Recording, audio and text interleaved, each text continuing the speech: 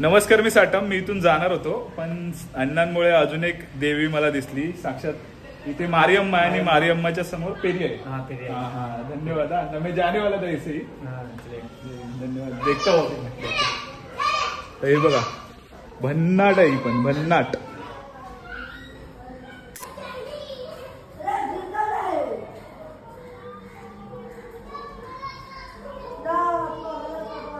देवीची मूर्ती ना थोडीशी एक्सप्लेन करावी लागेल. एका हातामध्ये डमरू आहे, एका हातामध्ये त्रिशूळ आहे.